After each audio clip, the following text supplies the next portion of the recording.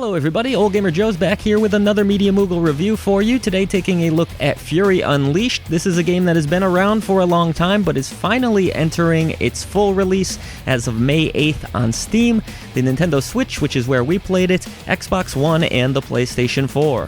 It is a combo-driven roguelite action platforming game that comes from Awesome Games Studio. It was also published by them. The developer has gone on record saying they were inspired by quite a few different games, including Dead Cells, Rogue Legacy, Contra, and Metal Slug, just to name a few, and you can definitely see bits and parts of each of those games within the DNA of Fury Unleashed. Each area of this game takes place through the pages of a comic book. Fans of the old classic Comic Zone on the Genesis might be familiar with something like this.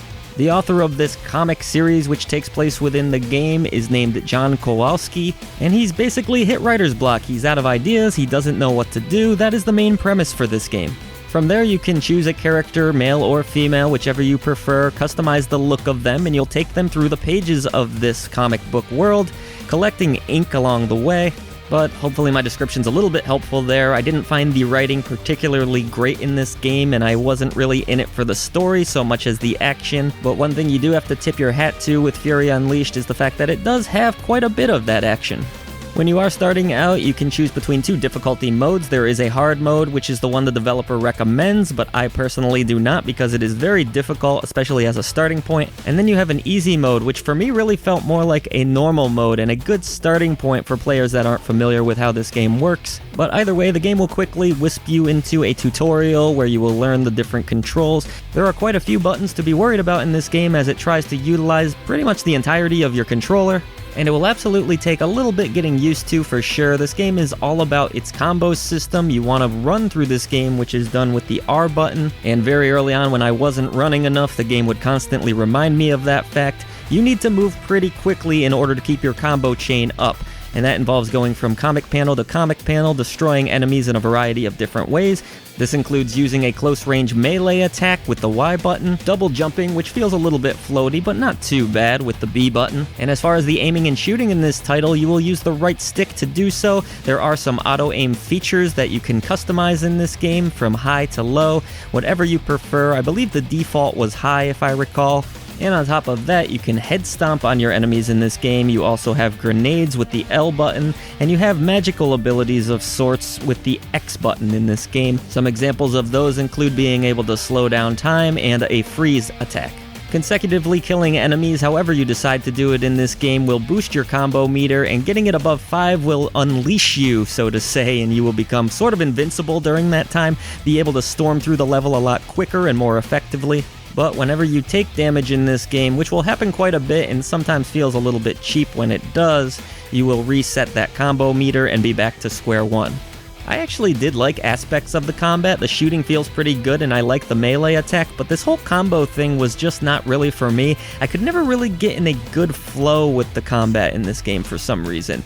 And because it does want you to do combos so badly, that's a bit of a problem, at least in my case. I honestly think that Fury Unleashed would have been better served not even having this combo system, though I know that they're trying to set themselves apart from other games by implementing it, but I didn't like feeling like I always had to keep moving in this game. I wanted to kind of slowly decipher the rooms, take out the enemies at my own free will, and not feel like I have to boost this combo.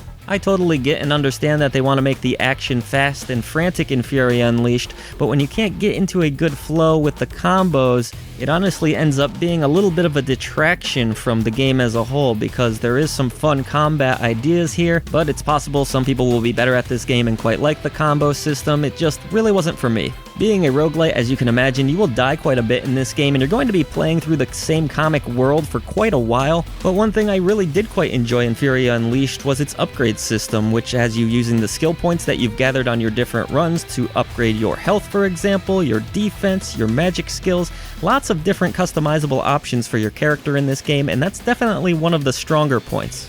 I also enjoyed collecting all the different loot that is scattered across the levels that you go through. That includes some really neat guns that are exciting and fun to use, some awesome armor which does show on your character, and I really do appreciate that. At times you'll also come across little challenge rooms which are really cool because they give you some of the game's better loot, including awesome armor and some of those cool guns that I mentioned.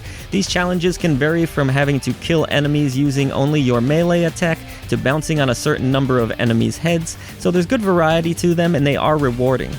As you travel from page to page, you'll also randomly come across some smaller bosses, and there is on the 4th page typically a giant end boss as well. In fact, there are 3 of them, and one of the things that I actually don't like about this game is the fact that once you complete a comic for the first time, you have to go ahead and go back into that comic and defeat a second form of that boss, and then a third form of that boss, so it feels a little bit like padding before you can move on to the next comic once and for all.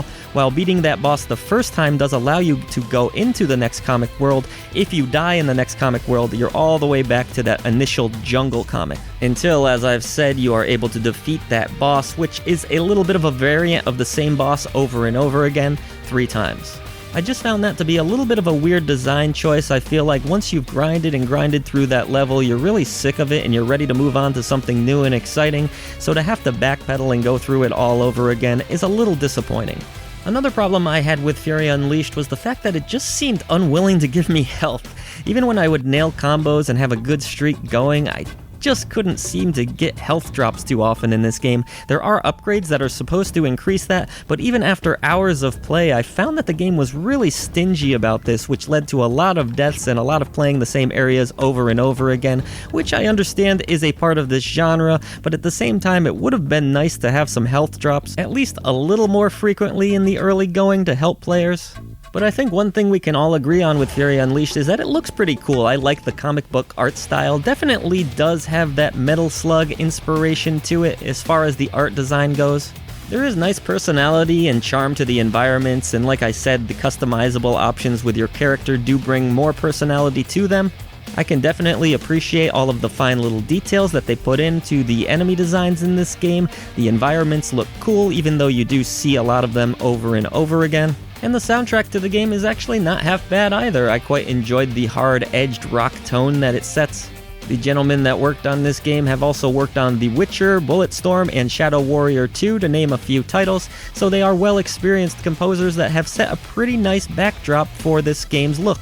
So at the end of the day, even though I wasn't a huge fan of the combo system in Fury Unleashed, it actually isn't a half-bad game. In fact, it's pretty fun at times, and I really do like its upgradable options. I did run into a few performance issues on the Nintendo Switch with the action really chopping up and slowing down, particularly on the boss battles, and when we tried the co-op mode out, that really ran rather sluggishly, unfortunately. Even though there is fun to be had with a second player in this game, the slowdown and the poor frame rate can really spoil the party pretty quickly. And that's kind of the story with Fury Unleashed. You can tell this game has had some changes over the years for sure, and they've done a good job polishing it in certain areas, but perhaps the developer was a little bit over-ambitious with this title and didn't focus on just making pure action fun gameplay. They try to layer a bunch of different concepts in, some of them work, some of them don't, resulting in a game that can supply some good action at times, but too often shoots itself in the foot.